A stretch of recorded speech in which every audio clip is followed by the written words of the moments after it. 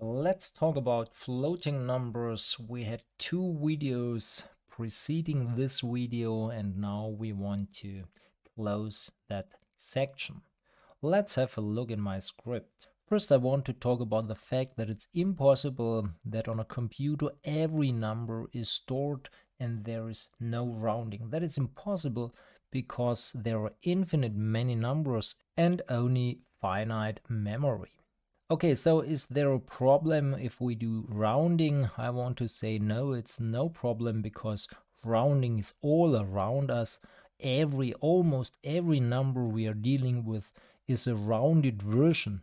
If I'm asking what is your weight, you will tell me a number of kilogram, and that is the rounded version of your weight, and so on. So here I have a lot of examples and I show that there's always rounding.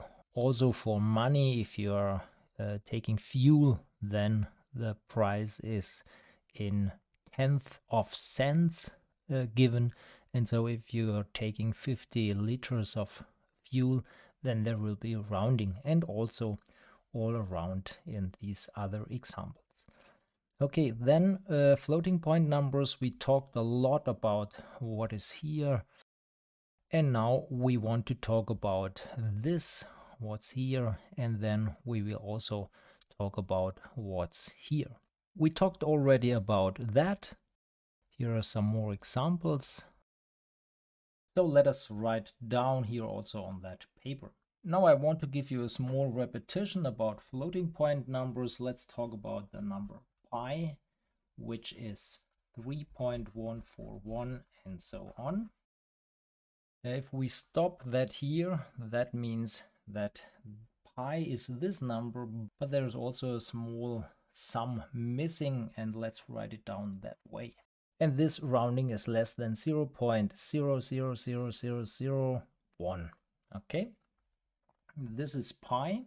How is it stored on the computer? It is stored on the computer as positive, then a power of 2, in this case 2 to the power of 1, and then some number 1 point something. And how do we store that version? Is 0, the sign bit is 0, and then we have 1.5707962, and writing that in binary, that means 1 point.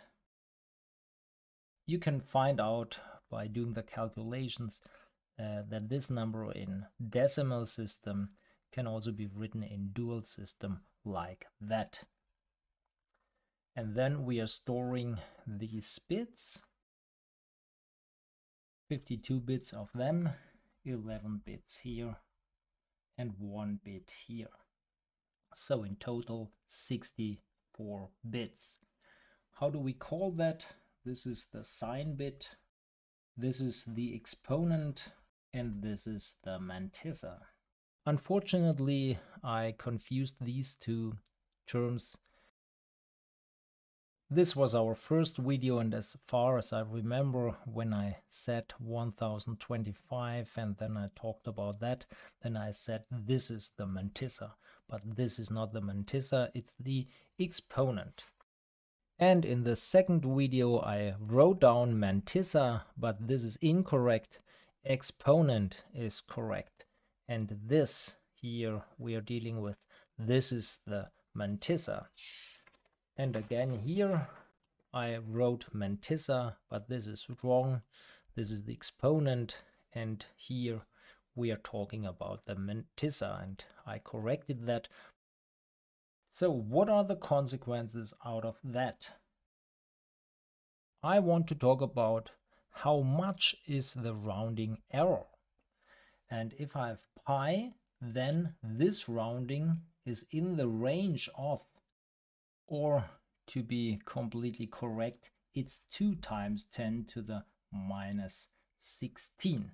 What about if we talk about a larger number, for example 100,000 times pi, then it's stored on our computer as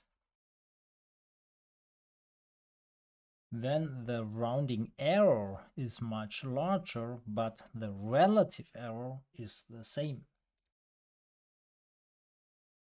Okay, and if we take the 10 to the 16th of pi, then the rounding will be in the range of plus minus 2. So what does that mean? If this is the line of all numbers, and here we have 0, then there is a number next to 0, then there's a number next, and the number next, and the number next, and so on. And these gaps will increase in size. The truth is it's a constant for a little time, and then it increases, then constant for a little time, and then increase. But these are details. We are not interested in all these details. Available are only these numbers, and between there are gaps. And if we have a number and we want to store it as a floating point number, then we have to look which one is the closer one, and then we store that number, and the gap size is increasing. So we can also talk about 1 and the number next to 1, and this is 1 plus EPS, and EPS is a number which is 2.2 times 10 to the minus 16.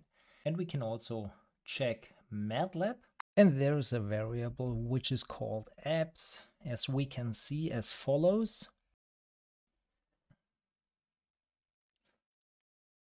And what is the exact number next to 0? The next number next to 0 here on the line of all the numbers is 2.2 times 10 to the minus 308. If we don't talk about so-called subnormal numbers, these are all details, so forget all these details. So let's say that's the first normal number next to 0. And what is the largest one? It's 10 to the plus 308. That is the reason why we are using minus 1023. So this is the same range to the left and to the right of 1. Let's also check that in MATLAB. Let's talk about, let's say, 4 times 10 to the minus 400. This is a number which is very, very few more than 0. And if we store it, it is stored as a 0.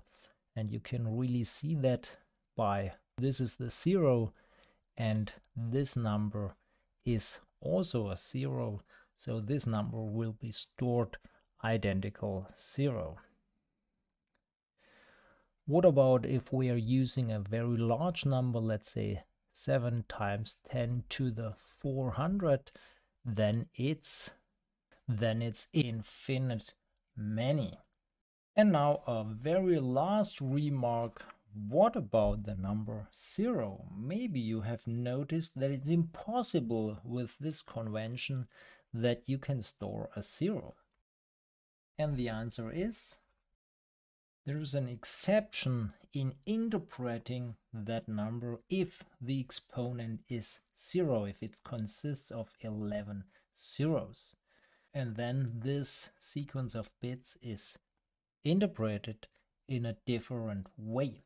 And there's also an exception for the largest exponent possible, which is 2047. If we divide 1 by 0, then the answer is infinite many. And we can also talk about 1 over 0, but the minus version, it's minus infinity. So let's redo these calculations, and this is the exception infimum, the highest mantissa possible, 7FF, is interpreted in a different way. This is infinite, and minus infinite is leading 1 for the minus. And then we also have the not a number, and this is here. These are some exceptions. Okay. And very interesting, there is also a minus 0. But these are all specialities, not so important. Important is what I've written here. Please understand that in detail. Please understand that in detail. And this is not really so important for the proceeding of our lecture.